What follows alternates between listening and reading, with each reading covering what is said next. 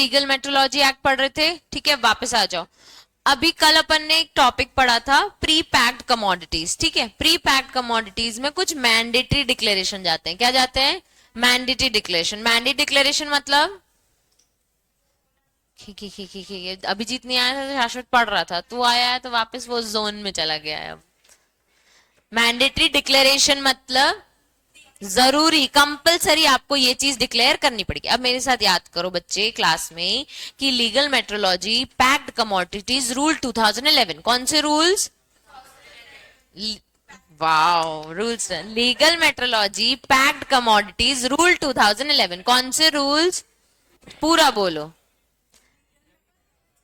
Packed commodities rules 2011 वो clearly बोलता है कि हर पैक्ड प्री पैक्ड कमोडिटीज को कुछ मैंडेटरी डिक्लेरेशन देने। क्या देने? Mandatory declaration. Mandatory declaration like name, address, manufacturer, importer, country of origin, name of commodity, net quantity, month and year of manufacturing, retail price, sale in the form of MRP inclusive all taxes. फिर से क्या क्या mandatory declaration होता है बच्चे?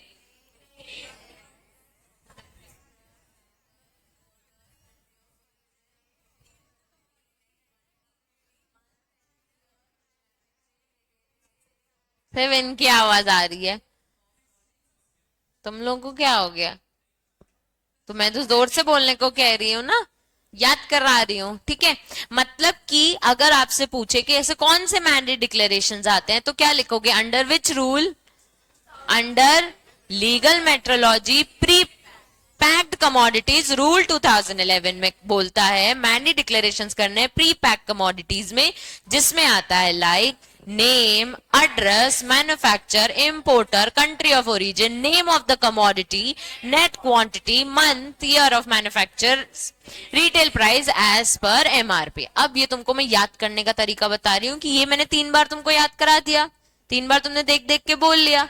After this जब तुम घर पे याद करते हो, इस पे हाथ रख के एक बार मन में बोलना पड़ेगा, फिर रीड करना पड़ेगा, तो तुमको चीजें याद हो जाएंगी, ठीक है। तो जिसको भी लर्निंग में हमेशा प्रॉब्लम जाती है तो एवरी टाइम आपको ध्यान रखना पड़ेगा, 3 बार देख के रीड करना है, बार बार, उसके बाद हाथ रखने के बाद एक बार मन में रिकॉल करके अगेन एक रीड करना है, उसको कहते हैं रिवीजन, ठीक है।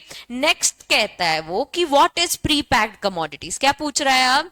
What is pre packed commodities. इसमें याद करो कि ऐसी commodity means a commodity without the purchaser being present, उसके सामने पैकिंग नहीं हुई है, ठीक है।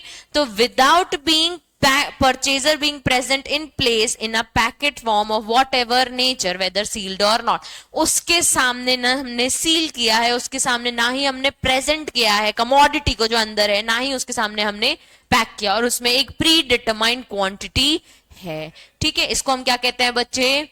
Pre pack commodities. अब बच्चे इसमें बहुत सारी ग्रामर है।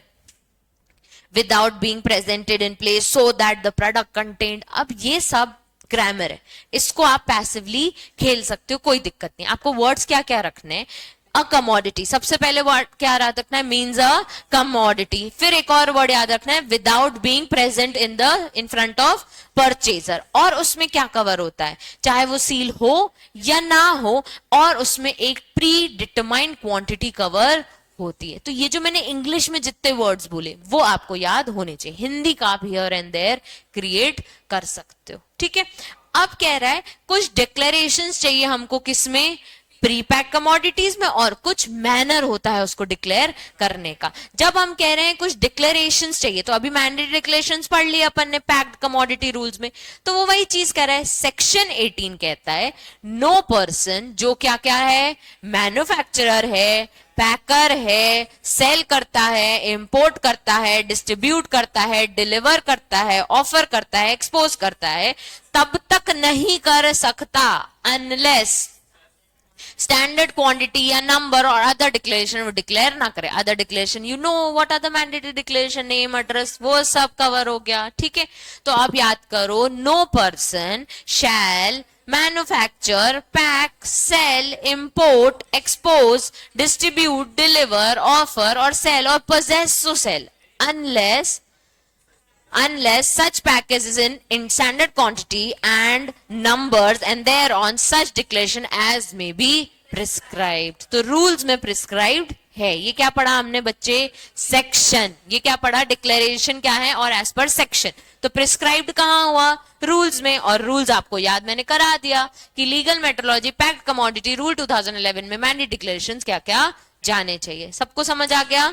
नेक्स्ट अब कह रहा है किस मैनर में आपको ये चीज डिक्लेयर करनी है। उसको याद करने से पहले कह रहा है कोई भी एडवर्टीजमेंट, एक और वर्ड याद कर लो बच्चे, any advertisement mentioning retail price of predetermined shall contain a declaration of what net quantity number of commodity contained in the package in form as may be prescribed। अब अगर बेचने जा रहे हो, मैन्युफैक्चर करने जा रहे हो, सेल का ऑफर करने जा रहे हो, डिलीवर करने जा रहे हो, तो क्वांटिटीज, नंबर और such declaration as may prescribe देना है। अगर एडवर्टीजमेंट कर रहे हो, क्या कर रहे हो? एडवर्टीजमेंट, तो आपको क्या क्या देना पड़ेगा? Net quantity and number of commodity contained in the package. तो net quantity in kgs, litres, whatever, या फिर नंबर ऑफ कमोडिटीज की इसमें 6 पीसेस चॉकलेट हैं, 12 पीसेस हैं, वो आपको देना पड़ेगा in the form as may be prescribed. कहां प्रिस्क्राइब्ड होगा? ये रूल्स में। ठीक है, अब कह रहा है रूल 9 देख लेते हैं। तो इनके लिए हम क्या चेक करेंगे? रूल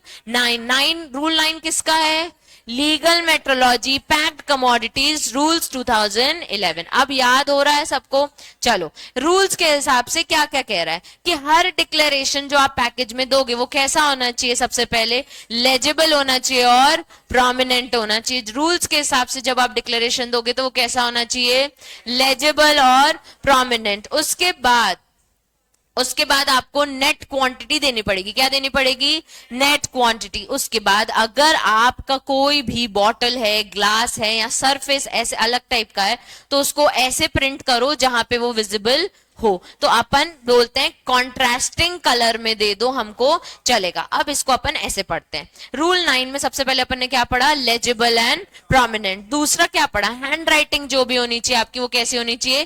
क्लियर होनी चाहिए, अनएम्बिगुअस होनी चाहिए और लेजिबल यानी रीडेबल फॉर्म में होनी चाहिए। उसके बाद declaration should not be reading through liquid, कि लिक्विड खत्म हुआ तो डिक्लेरेशन भी खत्म हुआ, ऐसा नहीं होना चाहिए।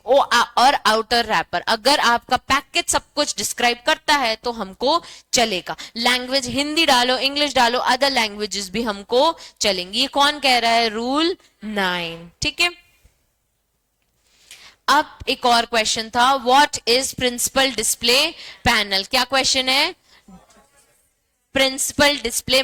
इसमें दो चीजें कि सरफेस एरिया में, पैकेज मतलब total surface area, where the information required to be mentioned as given in the rules in following manner. दो तरीके से आप इंफॉर्मेशन दे सकते हो। पहला क्या बच्चे? सारी information at one place, all the information group together and showed in a one place, या फिर प्रिंटेड फॉर्म में ग्रुप टुगेदर, एक कुछ वन प्लेस में और एक कुछ अदर प्लेस में। ठीक है, दो तरीके से इंफॉर्मेशन जा सकते हैं बच्चे, एक सब group together in one place, या फिर printed information in one place and online information in other place. ठीक है, अब कह रहा है what is the area of principal display declaration? ऐसा कौन सा एरिया है जिसको हम पीडीपी कहते हैं? प्रिंसिपल डिस्प्ले डिक्लेरेशन यहां पे हो सकता है। तो अगर आपका रेक्टेंगल पैकेज है तो उसका प्रिंसिपल डिस्प्ले कैसे आएगा? Height into width of one side. कैसे आएगा? अगर रेक्टेंगल फॉर्म में है तो हाइट इनटू विड्थ। अगर सिलेंड्रिकल फॉर्म में पैकेज है तो prescribe percentage of the height and into circumference. ठीक है, सिलेंड्रिक फॉर्म में है तो फिर prescribe percent of the height into circumference, और अदर शेप्स है तो बच्चे प्रिस्क्राइब परसेंटेज और डेजिग्नेटेड एरिया जो भी है। तो फिर अब जहां जगह मिली वहां आपको, जहां पे आपने परफ्यूम का नाम डाला है वहां पे सारी चीजें डिक्लेयर कर दो। क्लियर हुआ सबको? फिर से प्रिंसिपल डिस्प्ले पैनल, दो जगह दो तरीके से आप प्रिंसिपल डिस्प्ले कर सकते हो। एक तो सरफेस एरिया को हम कहते हैं, पैकेज के सारे एरिया को सरफेस कहते हैं। सरफेस एरिया में किस मैनर में आपको इंफॉर्मेशन देनी है? Everything group together and shown in one side. Second point क्या है बच्चे? Group together and shown in one side, online in other side. ठीक है, उसके बाद प्रिंसिपल डिस्प्ले डिक्लेरेशंस क्या होते हैं? तो प्रिंसिपल डिस्प्ले क्या है? अगर रेक्टेंगल शेप है तो हाइट इनटू विड्थ, अगर सिलेंड्रिकल है तो prescribe percentage height into circumference, अगर अदर शेप है तो प्रिस्क्राइब परसेंटेज और designated area of PDP. Very good, ठीक है।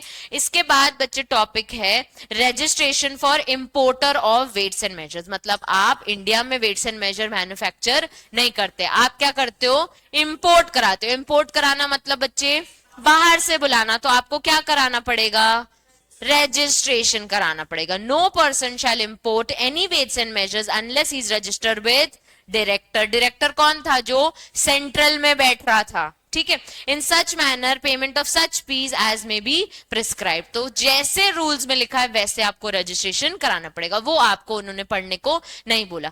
अगर आप इंपोर्ट करते हो तो किसके पास रजिस्ट्रेशन लेने जाओगे, डायरेक्टर के पास, ठीक है। No weight and measure whether singly और एज अ पार्ट और कॉम्पोनेंट और any machine shall be imported unless it conforms to the standard of weights and measures establish under this act. तो तुम इंपोर्ट भी वही वेट्स एंड मेजर्स करोगे जो Indian law में एक्सेप्टेबल होगा, ठीक। क्लियर है सबको, तो यहां पे लिखो रजिस्टर्ड अंडर डायरेक्टर, ब्रैकेट में याद कर लो, तुम्हारे याद करने के लिए सीजी ने अपॉइंट किया था इसको। कंट्रोलर को कौन अपॉइंट कर रहा था, स्टेट स्टेट गवर्नमेंट, ठीक है। हो वो डायरेक्टर के अंदर रहा था, लेकिन अपॉइंट कौन कर रहा था, स्टेट गवर्नमेंट।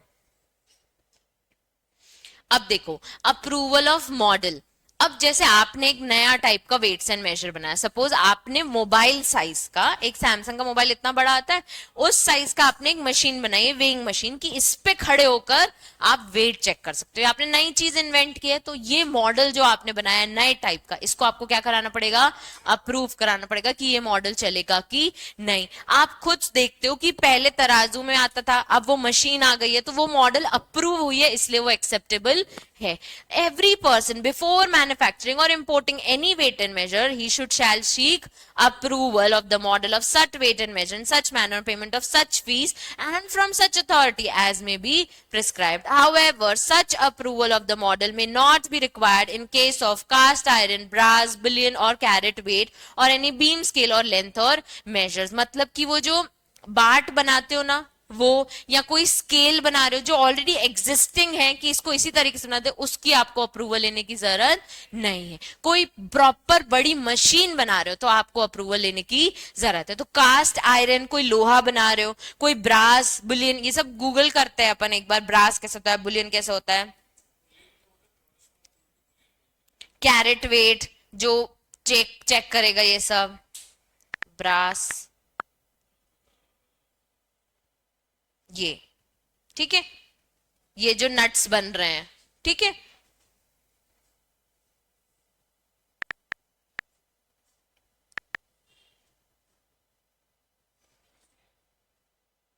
ये जो गोल्ड बिस्किट्स हो गए, ठीक है, बुलियन, और फिर क्या था, कैरेट,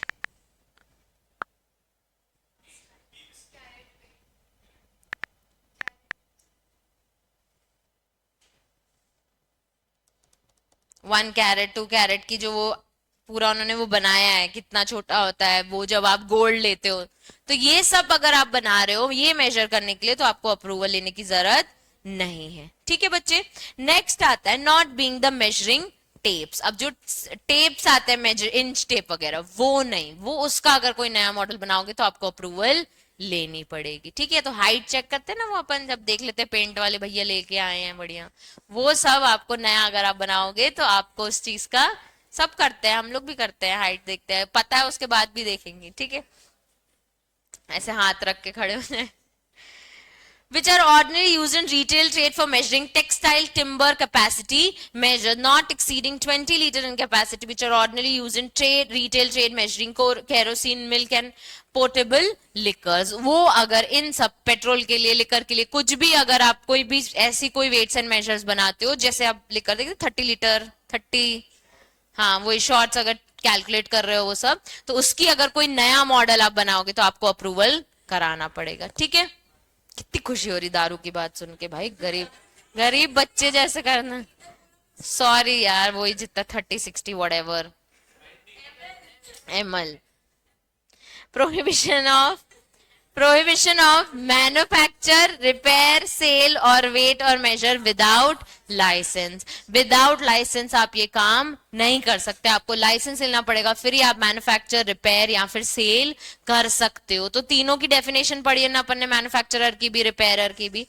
अब कह रहा है 23 of the act provides no person shall manufacture, repair or sell or exposes or possesses for repair or sale any weight unless he holds a license issued by controller. समझ आया? इंपोर्ट करने के लिए किससे रजिस्ट्रेशन कराना है? Director से. लेकिन अगर मैन्युफैक्चर करना है, सेल करनी है, रिपेयर करनी है, तो फिर किससे लाइसेंस लेना है? तो यहां पे लिखो अंडर कंट्रोलर, ब्रैकेट में क्या लिखेंगे हम? एसजी. वहां मत लिख के आना एसजी आंसर में, इसे तुम्हारे कुछ अंडरस्टैंडिंग के लिए है, ठीक है?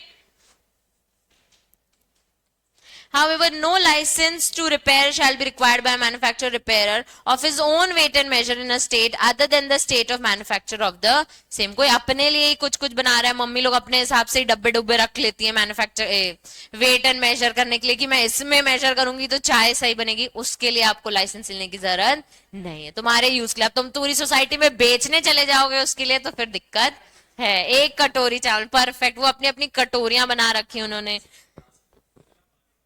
हाँ, the controller shall issue a licence its such form and manner. भाई ईशान चावल बना लेता है, ठीक है. In such form and manner on such condition as prescribed such area of jurisdiction on payment of such fees as may be prescribed. अब controller उस form and manner में, उस फीस में आपको लाइसेंस दे देगा जो रूल्स में प्रिस्क्राइब है. तो इंपोर्टर इंपोर्ट करने के लिए वेट्स एंड मेजर किसके अंदर रजिस्ट्रेशन लेना है? डायरेक्टर के अंडर, ठीक है. और मैन्युफैक्चर, सेल या रिपेयर करना है आपको कोई वेट एंड मेजर, तो कंट्रोलर से क्या लेना है? लाइसेंस लेना है. रजिस्ट्रेशन वर्ड नहीं यूज हुआ है, क्या वर्ड हुआ है?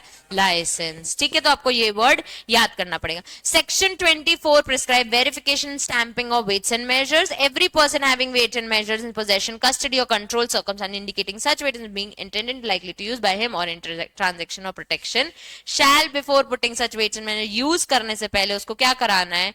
वेरीफाई कराना है. सच प्लेस ड्यूरिंग सच आज as the controller by general or special order payment of such fees बोलता है. तो अगर तुम सब्जी बेचने के लिए कोई पत्थर यूज करो तो पत्थर जाके क्या कराना है? कंट्रोलर से वेरीफाई. अगर वेरीफाई करा लिया तो कोई इशू नहीं है, ठीक है.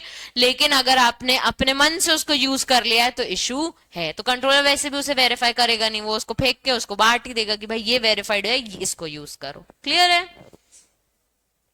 अब कह रहा है ऑफेंसेस एंड पेनाल्टीज. ये एक एक एक एक पढ़ने से अच्छा फटाफट लिखते जाओ, मैं लिखवाती जा रही हूं. इसमें कैसा है बच्चे, कोई भी एक ऑफेंस, अभी तक पेनाल्टी कैसे पढ़ते थे हम कि एक पर्सन ने एक गलती की पेनाल्टी. अब इसमें एक पर्सन ने एक गलती की पेनाल्टी, सेम गलती दोबारा की फिर से पेनाल्टी. तो फर्स्ट ऑफेंस और सब्सिक्वेंट ऑफेंस करके लिखवाऊंगी, ठीक है.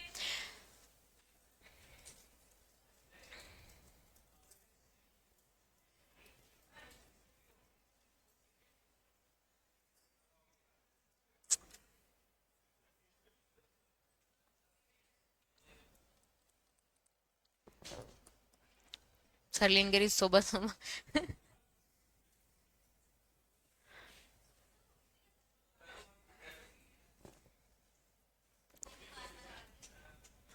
चलो point number 1 offences and penalties heading डालो. आशी यहाँ पे कनिंगली स्माइल करी जा रही है, करी जा. Point number 1 use of non standard weights and measures. मतलब अगर non standard weights and measure use करेंगे तो पेनाल्टी लगेगी ना. हाँ, तो use of non standard weights and measures, section लिखने की जरूरत नहीं है, बस ऐसे लिख लो. Use of non standard weights and measures, first offence कितनी पेनाल्टी? 25,000. सब्सिक्वेंट ऑफेंस फिर से करोगे तो अब हम आपको कहां भेज देंगे? जेल भेज देंगे. तो imprisonment up to 6 months plus fine. एक बार पकड़े गए 25,000 लेके गए, दोबारा पकड़े गए तो जेल ले जाएंगे. Up to 6 months plus fine.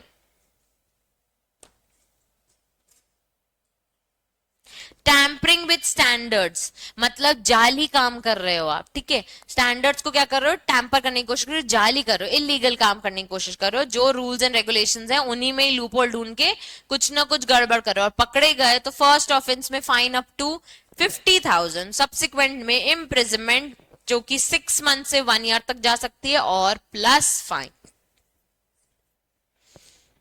Standards, weights and measures के स्टैंडर्ड्स होते हैं ना, उसमें आपने क्या कर दिया, टैम्पर कर दिया।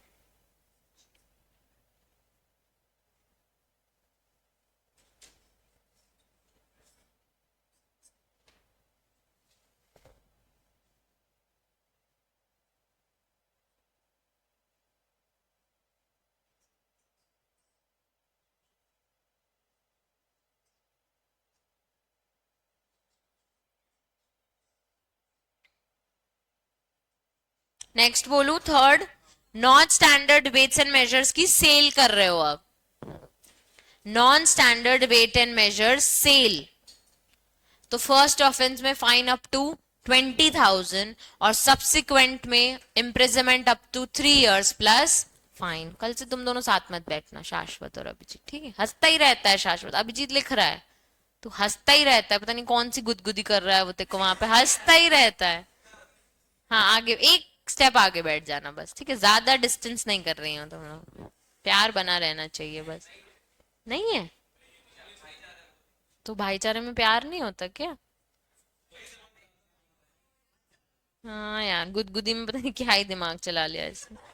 चलो, सब्सिक्वेंट में imprisonment up to 3 years plus fine. Fourth point, fraud in transaction.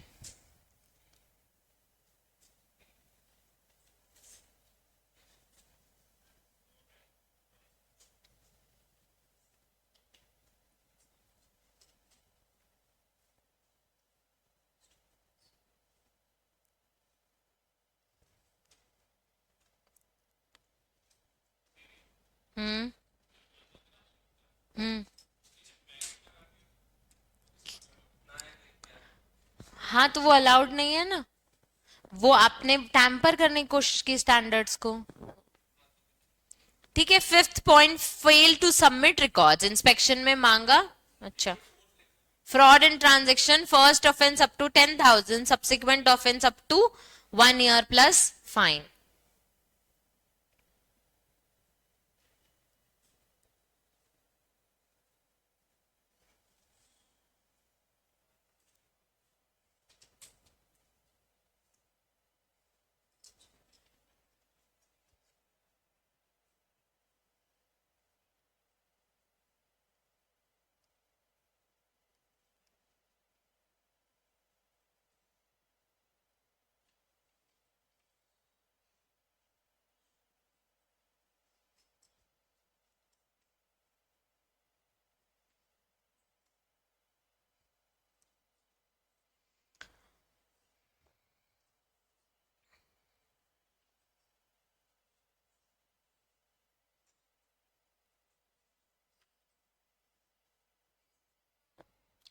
हम्म, है ना?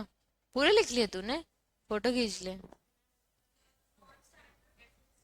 Fifth, failure to submit records और non standard services, fine up to 2,000 से लेकर 5,000 तक। लिख अभिजीत, फोटो वोटो घर पे तो मेरे को पता है कितना लिखेगा, पापा बता के गए। लिख।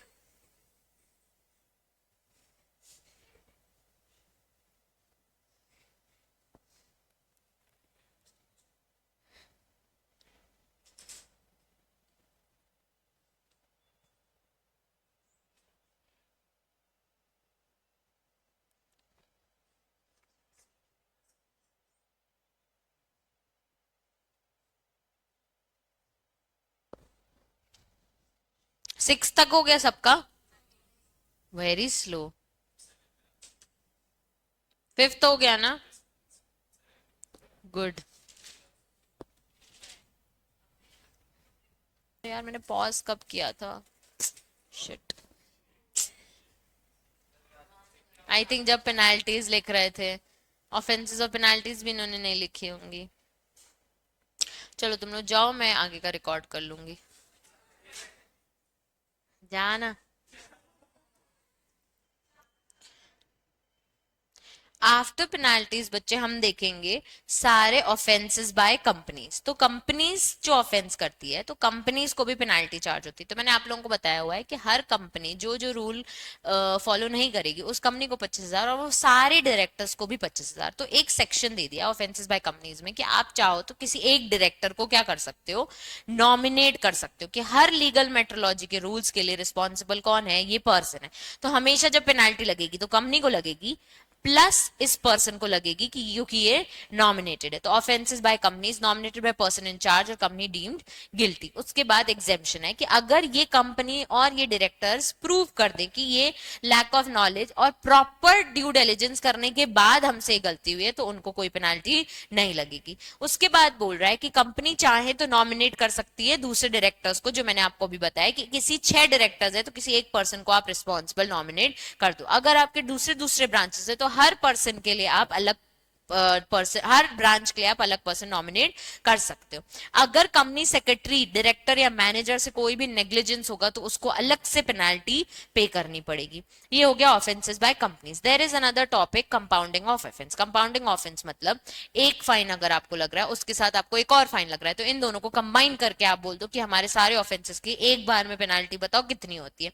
सेम ऑफेंसेस बाय कंपनीज अपन ने पढ़ लिया। फिर सेंट्रल गवर्नमेंट और स्टेट गवर्नमेंट को इस एक्ट के अंदर कुछ ना कुछ पावर दे दिए कि वो अपने रूल्स बना सकते हैं। ठीक है बच्चे, अब आपका लीगल मेट्रोलॉजी एक्ट यहाँ पे खत्म होता है। आपको अब एक और एक्ट है वो समझना है, उसका नाम है essential commodities act. Essential commodities act 1955। पहले आपको एक कंप्लीट चैप्टर हुआ करता था, अब आपको एक छोटा सा टॉपिक है।